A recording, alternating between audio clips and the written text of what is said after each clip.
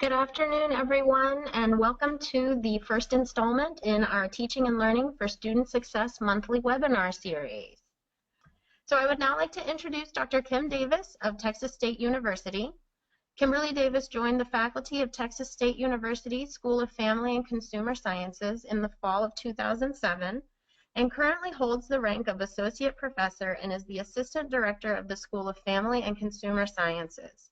She received a BS in Family and Consumer Sciences from Southwest Texas State University, now Texas State University, in 1985, a Master's in Ed in Counseling Education from Texas Tech University in 1995, and a PhD in Family and Consumer Sciences Education with an emphasis in Personal Financial Planning from Texas Tech University in 2005. Dr. Davis established and continues to direct a campus-wide financial literacy initiative called Money Savvy Cats at Texas State University and strives to promote personal financial success by identifying effective pedagogy for personal financial education, understanding effective personal financial behaviors, and providing information necessary for educational policy change as it relates to personal financial education. Dr. Davis is certified as a National Certified Counselor by the National Board of Certified Counselors, an accredited financial counselor by the Association of Financial Counseling and Planning Education, and as a certified personal and family finance educator by the American Association for Family and Consumer Sciences. Prior to coming to Texas State, Dr. Davis taught at Texas Tech University. And now, without further ado, I'm going to turn the presentation over to Dr. Davis. Hi. Hello. So, well, I'm wondering what universities or colleges are on the call, or if any of them. I see we've got about 12 people on here right now. Is there any way we could do a quick little survey and see who's there, or? Well, I can tell you we have faculty and staff from Austin Community College, Great. South Texas College, Palo Alto College in San Antonio, Lone Star College University Park in the Houston area. Okay. Well, great. So, I've been working at trying to get financial education initiatives on campus at Texas State, and I was part of a flagship program at Texas Tech University called Red to Black, and they actually have a student-run center where students can go in and get counseling from other students regarding their personal finances.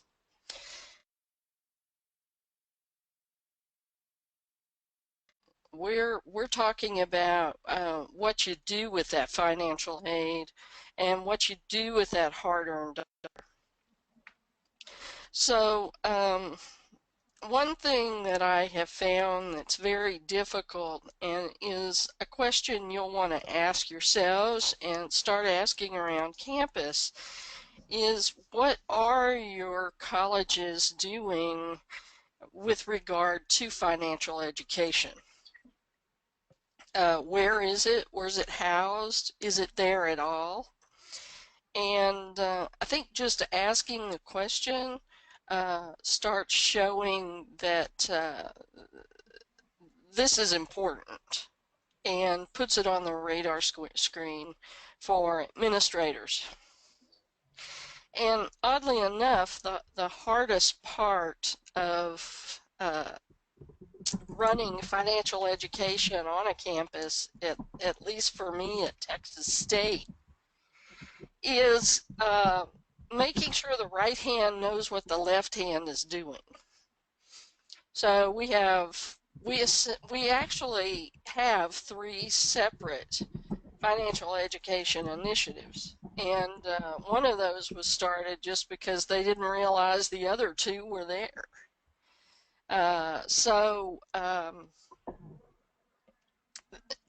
Understanding who is on campus doing financial education and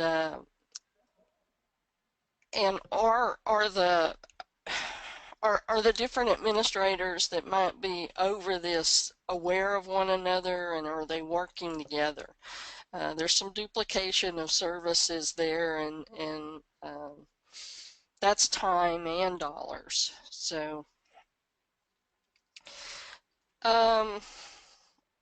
why all of a sudden in the past 10 years has uh, financial education really hit our radar screen?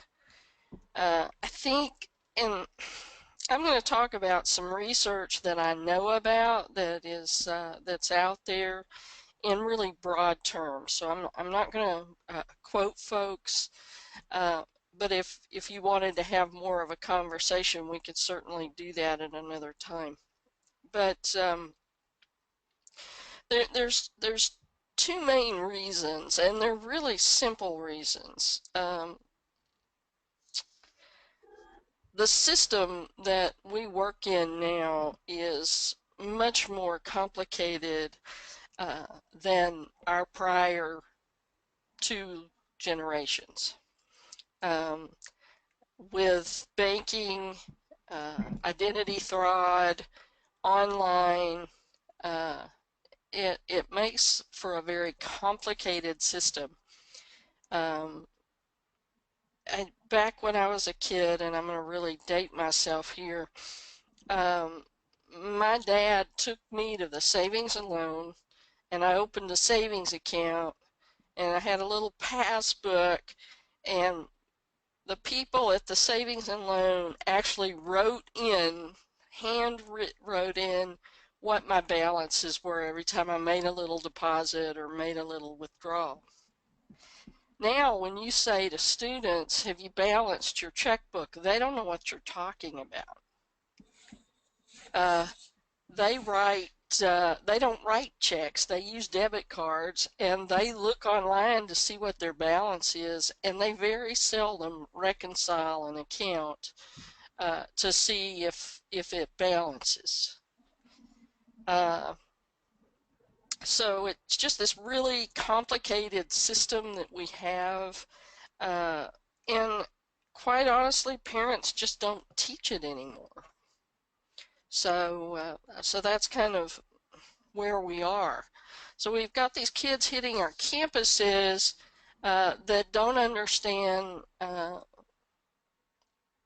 money management.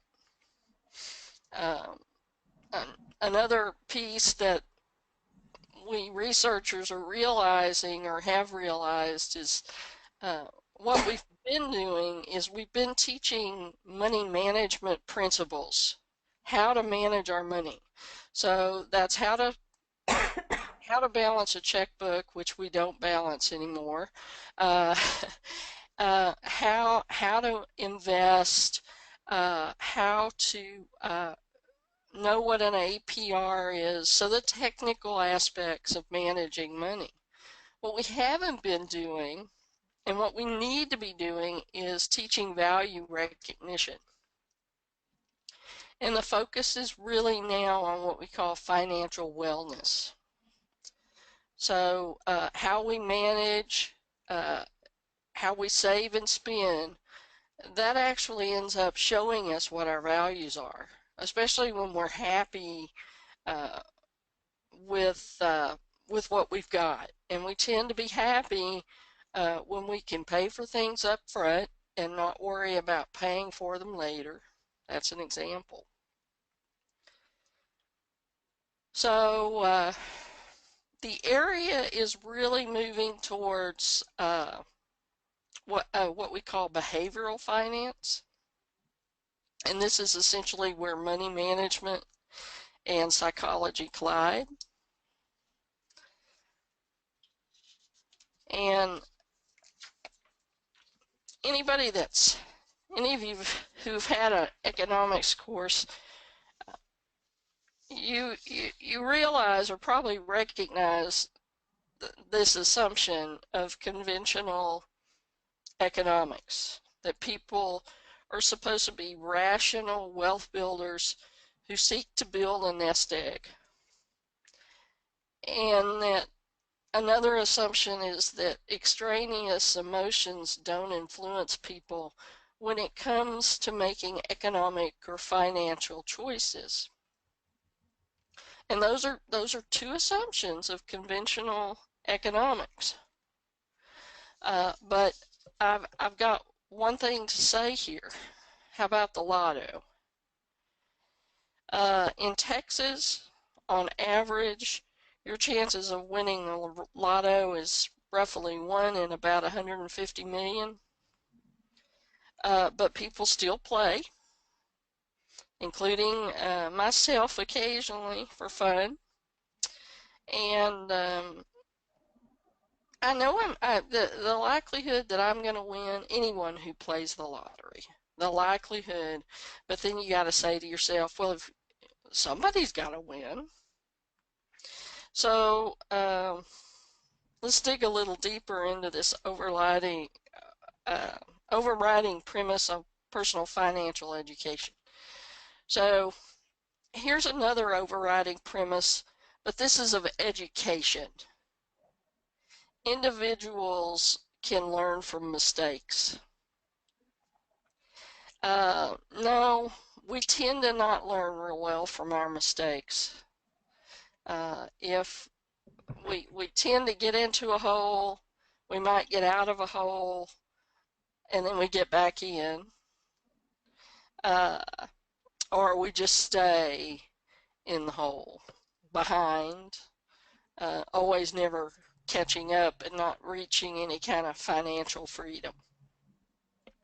That tends to be the situation, and if you're not in a little bit of that situation, you are really in the minority, because most people are. So there I am, neat little office, and what I'm going to tell you is that every financial decision really should be the result of a rational calculation of its effect on what your overall wealth is. And I do mean every decision when it comes to money. And if we don't do that, we tend to make some blunders. And relating that to students and having them stop and really do the math uh, is a difficult task to get across to them. I teach a personal finance class, and my students have to do a budget, and they have to do it over 4 weeks, and they absolutely hate it. But hands down, on my class evaluations at the end of the semester, I will have comments that I didn't like the assignment. I would never have done it on my own, but I'm glad you made us do it, because I wouldn't have done it on my own, and I learned a lot about what I spend money on. And then I have them relate what they spent money on to what their values are. And what we spend our money on really is a mirror of what we value. For example, if we're really careful with our money so we can make sure and give on Sunday at church, or is it really important to us to be the kind of person that pays their bills on time, and you're going to be really careful to tap into that and make sure that you watch your pennies so that rent's on time, electric's on time, car payments on time. So who are you? What do you value?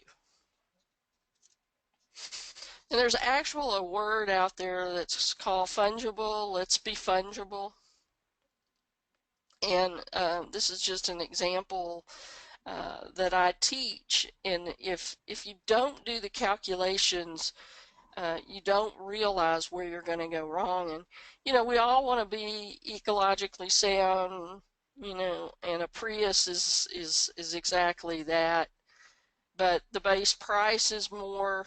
Uh, the cost of gas is less. There's tax rebates, but that's not going to really help us much in recouping how long we're going to have to pay on that Prius and how long we're going to have to drive that Prius to make it worth paying the extra money for the hybrid. So if you drive a Prius over this Mazda 3, if you keep it for 5 years, the net difference in driving that car is about $9,000.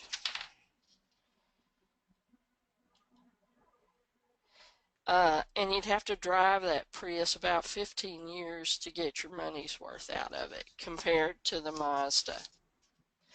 So it's really doing the numbers and understanding what your choices are.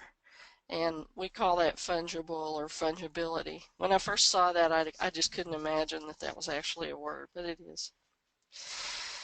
So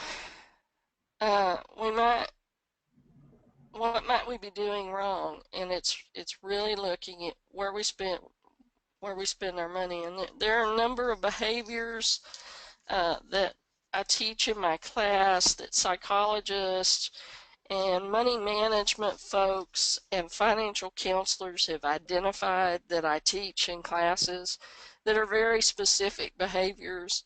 And I remember back when I took abnormal psych, I remember thinking I had each one of the psychological angst that we learned about, and each of the psychological disorders.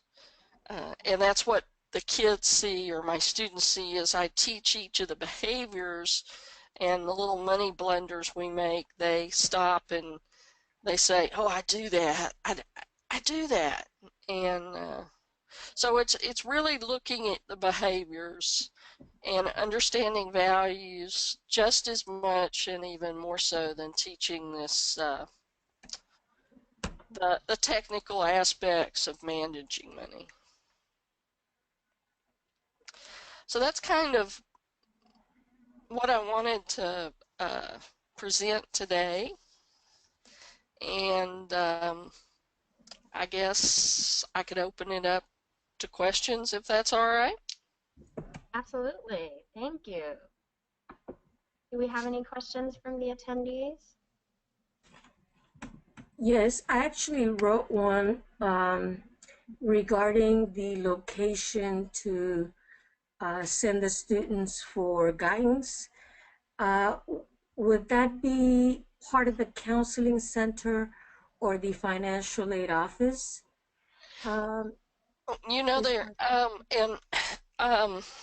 I'm pretty aware of what universities are doing around the country and why. There are some universities that will attach it to the counseling center, but there's a little bit of an image problem there. Students don't want to go to the counseling center because if somebody sees me going into the psych shop, they're going to think I'm going in for personal counseling, and they're not going to know that it's just because I can't manage my money. Then financial aid, most of the centers are attached to financial aid, but the unfortunate thing with that attachment and relationship is that financial aid is being asked to just do more, and they're not given the resources to support the financial counseling and education piece. They're just asked to stretch more. And that throughout Texas and the country tends to be the two places. Now, Red to Black at Texas Tech is standalone. It's in the student center, and it's not attached to students' psychological services or financial aid, but it's unusual for a program that's doing financial education and counseling to have that many resources. But this is very much a retention issue. If these kids can't manage their money, they can't stay. They're not going to be able to afford it. So.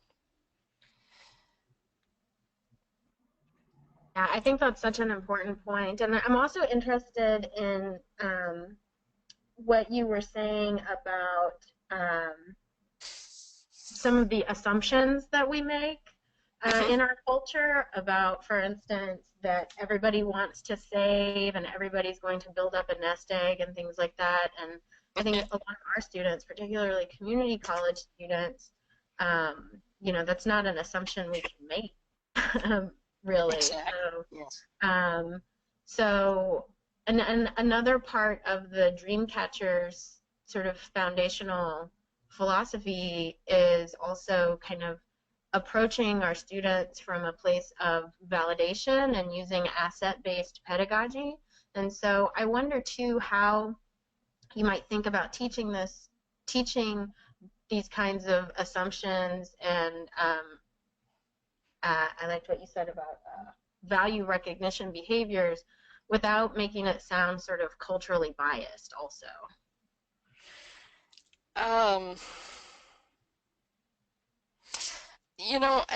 Difficult to do, and we Texas State is a Hispanic serving institution, and one of the things that I have looked at is doing a project where we looked at cultural-based differences in the way we see money, and that would also include the different economic standings of different groups. So what actually gave me the idea is I saw a nursing textbook on cultural competencies in medicine, Mm-hmm. and teaching and how we apply those to the content. And you've asked a great question that I can't answer, but I would like to write that book for personal finance, teaching about money in a culturally sophisticated way. Yeah, that would be fascinating. So. Yeah. And we have a question from George Zayas with Austin Community College. George, I have unmuted you if you want to go ahead and ask your question. Okay, so the question was, can we add this to a course syllabus, for instance, an orientation class where we would be teaching this as a component? Absolutely. Absolutely. And, the big one of the interesting pieces also that we found with teaching finance is that its success has a lot to do with who's teaching it and how invested they are in the content. And I guess that's true of anything. But if you had a really good speaker who would do some recorded cast that students could go in and watch, or that teachers could play in the classroom. And you have, at Austin Community College, you have access to a really good program, an educational program, and I can't remember what they call it, but it's Texas Guaranteed Student Loan. Right. Has it. And they actually have, when you're involved in their program, and it's free of charge, but when you're involved in their program, you have access to financial you have access to money management counseling, not financial aid counseling, money management counseling over the phone.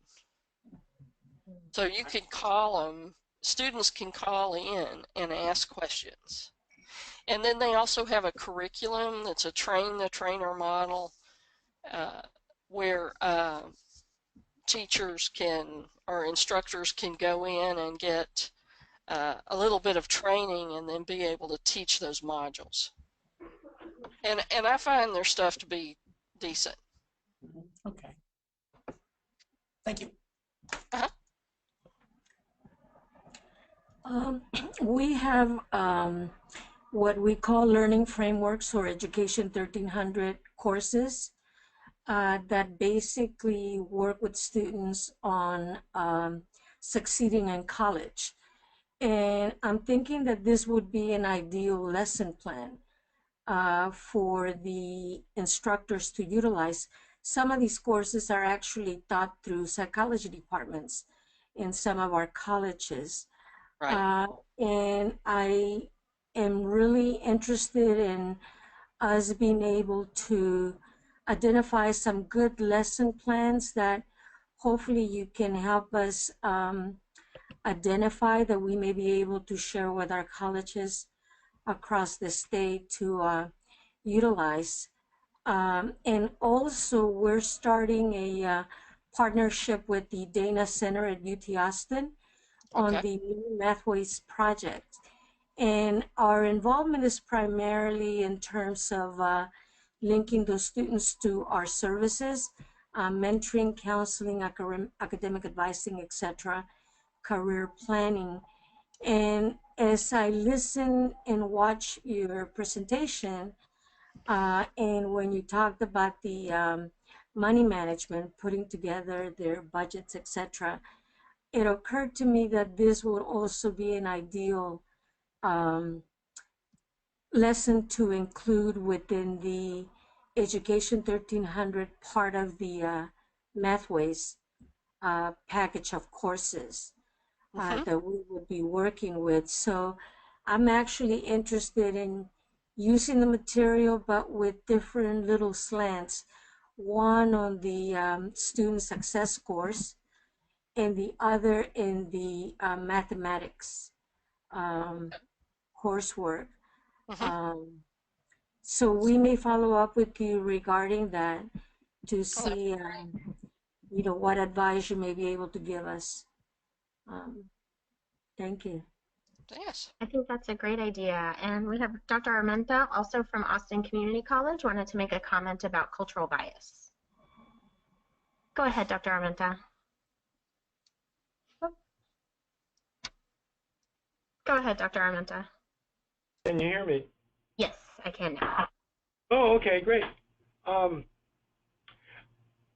Someone raised a very interesting question about bias, and I think that's a challenge for us who are running the program because money management and issues related to the middle class and to social upward mobility is fraught with all kinds of values regarding us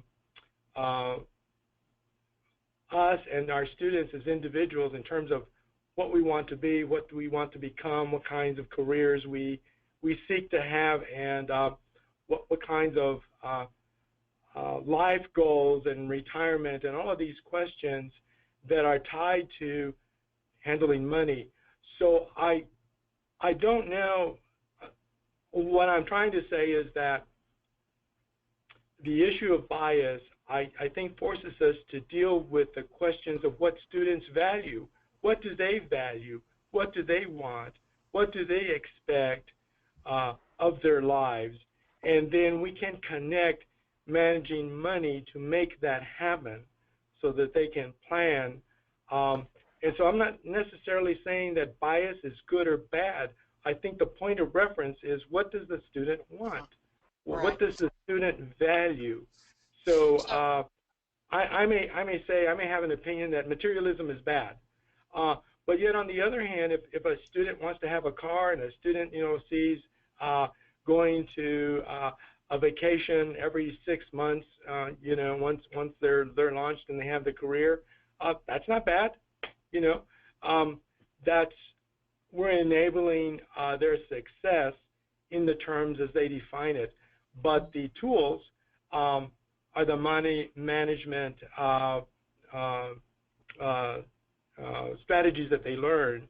So I'm saying that I think we have to be savvy about working with students and referencing the tools regarding money management to what they want, to what their values are, and I think we'll be okay. Yeah, and here's an example of this, and I was just stunned. When I first started Money Savvy Cats, I was doing a lot of presentations in the dorms, and the dorms are very, at the time at Texas State, were very economically segregated. And so we have 2 dorms at Texas State, and this is the last year we're going to use them, is my understanding, that are not air conditioned in their rooms. The common areas are air conditioned and heated, but the rooms are not air conditioned. So I'm going, how in the world does a kid in this day and time sleep in that? How hot it is. And so I went over there to do a presentation, and my realization is there's actually a waiting list to get into those 2 dorms. They're not very long. They're not very big dorms, and there's a waiting list for students that want to live in the dorm with no air conditioning because it's cheap. And when I go in and do presentations in those 2 dorms, I got to really know my stuff, because those kids that live in those dorms, some of them know as much as I do about money management. And they don't want a car because they don't want the payment, the repairs, the gas, the oil changes, and the parking. They know, so they're willing to sacrifice that. Now I can go give a presentation at at the most expensive dorm, and I have kids in there that will look me in the face and tell me, well, if I couldn't have my car at college, I wouldn't go. So you're absolutely right. You're absolutely right. It's a different. There's a difference in mindset, values, and we learn and retain what is important to us and what is significant to us. And if an upper class or middle class income student has never had to manage money or worry about where the next meal was or where the next tank of gas is coming from or how hard it is to pay for books or that last payment of the semester for classes, if you've never had to worry about that, learning money management, it's not relevant. It's not relevant. So they get interested when it becomes relevant. Right. I'm thinking of one of the ways, excuse me. Sure. Well, I was just going to say students are not say high school students, middle school students, elementary students. Elementary and junior high kids are not real interested in career investigations. But when you're working on career investigations as a junior and senior, they're real interested. Yeah, that's a great point. Thank you, Dr. Armenta. Shannon from Lone Star University Park also has a comment about the Learning Frameworks class. Go ahead, Shannon.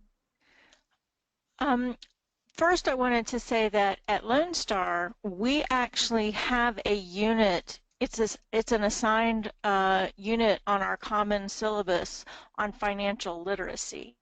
Um, in the past, we have had a partnership with a software company that helped us go through some of the training and the units and things like that. I'm not sure what they're doing this year, but since we implemented EDUC 1300 as a required mandatory first-year experience course, that financial literacy curriculum has been a required component of the common syllabus. I personally thought that was a really great move. The other thing that I was going to say is prior to moving to Texas, I worked in Florida at a migrant farm worker outreach program. I ran an educational program. And Ruby Perez's Understanding Poverty, and I'm sure many of you are familiar with that, is Ruby the book. Payne. Ruby Payne. I'm sorry, Ruby Payne. I've got something else up on another screen here. Ruby Payne, I'm sorry. Understanding. Her stuff is awesome. She has been her book has been my Bible in understanding how to communicate with my students when there is a cultural gap between what my understanding of financial literacy is and what theirs is. And language, using the right words, having an understanding of why certain behaviors occurred. So if you have not read the book, invest in it. You will wear it out. It's fabulous. Absolutely. And it's a simple read. It is, when you read it, you go, I knew that. I knew this. But you never brought it up to a level where you could utilize it. Well, I think that the other thing is that the section she has just on the skills at the different levels, from how to write a check, how to invest money versus, how to go to a bank and cash a check, where all of that falls into things was amazing to me. Yeah. So that I would highly recommend that particular tool. And then the other thing is while I was with that migrant outreach program, I went to the local credit union, and that is an excellent resource. They have financial literacy programs that they build, and they go into schools and communities and work on and teach that. And they partnered with me and would come into the classroom with very friendly, knowledgeable people that would show videos, talk about how to open an account and what it meant to have your money in a bank and have it protected and not, and how easy it was to get money in and out and use traditional banking resources that a great deal of our students have not seen in their home settings or in the tradition of their families. And I can't say enough about how positive my experience in partnering with the credit unions has been. Yeah, and let me interject on that. I use the federal credit unions every day of the week. But be careful of the banks. They have education. They have educational materials, but there's often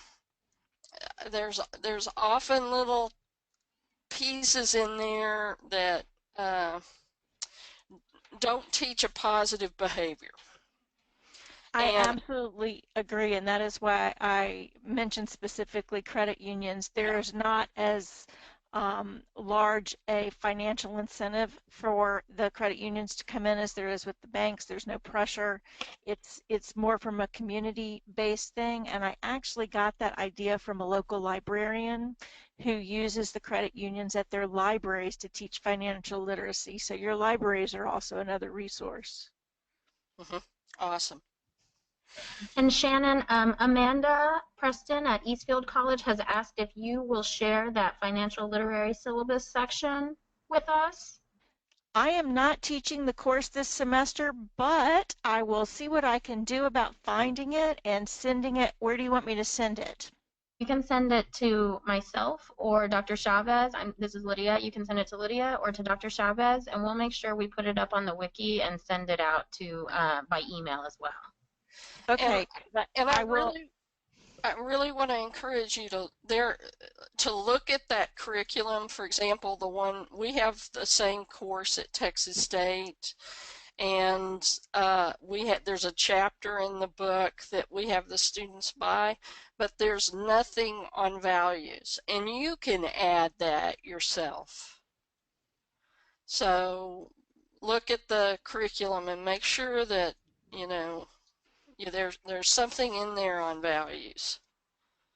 Also, Shannon, if you could look at your Education 1300 course, you stated that they currently must have a section on financial literacy. If you could share that as well with us, that may be very helpful. I can Maybe, yeah. try to share what we've got on our common syllabus. I need to make sure that I don't have any copyright issues because this is a Right. textbook that is customized to Lone Star, but I will put together something. Great. No, we will not use it as is. We just want to get an idea of what has been presented. I'm also trying to think of financial literacy and sustainability together as a unit. And I'm thinking that one of the ways to get some of our students to begin to look at the subject in more depth could be by starting with a discussion within those classes and or through our counselors regarding their financial status in terms of scholarships, fellowship, grants, whatever they're using to finance their education. One of the things that I did prior to this call was to attach some of these scholarships and grant opportunities that our students may be able to apply for. Thinking of the students that we have that may already have families that are working one or two jobs and going to school and that are financially stressed, that definitely want an education, but they had very little disposable income, if any. And I'm thinking that teaching literacy, but at the same time trying to be resourceful and get them to think of how they do both. And we, through our program, ideally facilitating the coming together of those two issues. Having the funds to make it through, but also knowing how to manage what you get would be important. Thanks. Okay, thank you so much. I wish there was like an applause feature on the webinar. I'll apply for the rest. Thank you so much, Dr. Davis. We really appreciate it. This has been a really, really valuable webinar and presentation for all of us. So I appreciate it. Thank you. Any time. I love to talk about the subject. It's my ministry.